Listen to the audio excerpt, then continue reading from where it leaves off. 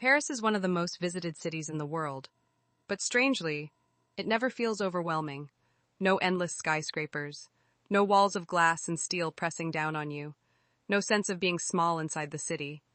Instead, Paris feels calm, walkable, human. But this was not an accident. Paris was not designed to impress from above. It was designed to be experienced from the street. As you walk through its boulevards, sit at its cafes, or cross the Seine, the city seems to meet you at eye level. So the question is not why Paris is beautiful. The real question is, why does Paris feel so human? Why did Paris choose restraint when other cities chose height? Why did it protect its streets, its scale, its rhythm of daily life? And what can modern cities learn from a place that chose people over power? To understand Paris, we must stop looking up and start looking around. Cities often try to prove their power by growing taller. Paris chose a different path. Here, most buildings rise no higher than 5 to 7 stories, not because Paris lacked ambition, but because it understood something essential. Human beings experience cities at street level. We see with our eyes, walk at a certain pace, and connect within a limited visual field. Paris was designed around that reality. When buildings remain close to human height, streets feel open, light reaches the sidewalks, and the city breathes. You are not overshadowed by architecture, you are accompanied by it. This balance creates rhythm, a sense of proportion, a city that feels legible, easy to read, easy to navigate. In Paris, architecture does not dominate the human body, it respects it. The width of the streets, the height of the facades, the repetition of windows and balconies are all calibrated to human perception. Nothing is accidental. Even when Paris expanded, it resisted vertical excess. Instead of reaching upward, the city refined its horizontal experience.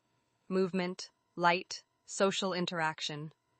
Paris understood that density does not require height, it requires intelligence. And by keeping the city at eye level, Paris ensured something rare, a metropolis that feels intimate. This principle, human scale, became the foundation for everything that followed. Haussmann understood something rare. A city can be grand without being oppressive. He designed a city to be lived in. Paris needed more than decoration. It needed structure. That transformation began under Baron Georges Eugène Haussmann. Haussmann did not redesign Paris to erase its past, but to make it livable. Wide boulevards cut through the city, not as acts of destruction, but as arteries. They brought air, light, movement. For the first time, Paris was designed as a system.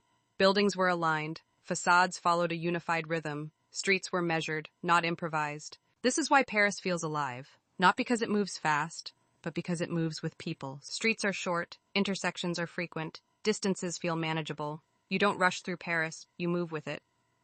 The city invites pauses. Cafes spill onto sidewalks. Benches appear where you need them. Corners reveal new perspectives. Every street feels intentional. Paris understands something simple, yet powerful. When people walk, they connect.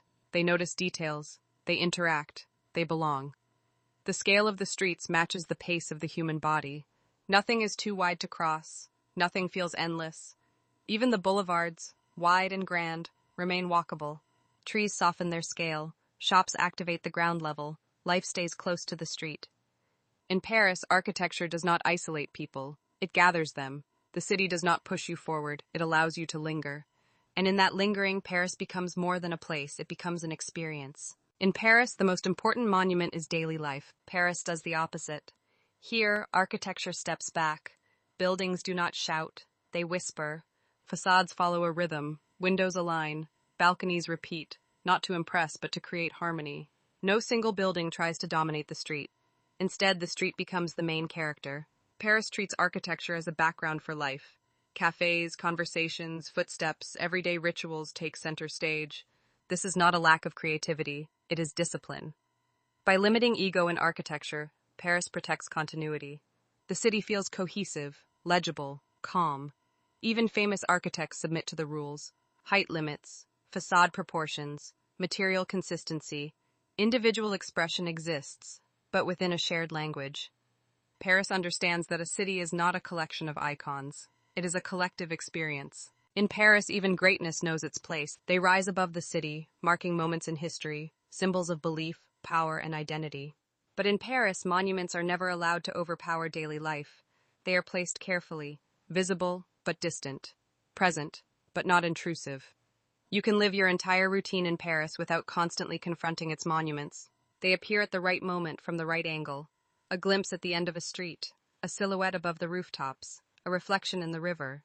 This balance is intentional. Monuments in Paris are not obstacles, they are anchors. They give orientation, not domination. Daily life continues uninterrupted. Markets open, children play, people walk, talk, sit, live. At some point, every modern city faces the same question: how high should we go? For many cities, the answer was simple. Higher meant stronger, taller meant more powerful. Skyscrapers became symbols of progress. Paris chose differently, not because it couldn't build tall, but because it didn't need to. Paris understood that height comes with a cost: shadows, disconnection, loss of scale.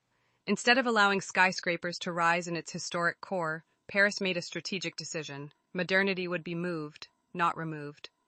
La Défense was built outside the city center, a place for towers, glass, vertical ambition, and by separating these functions, Paris protected its heart.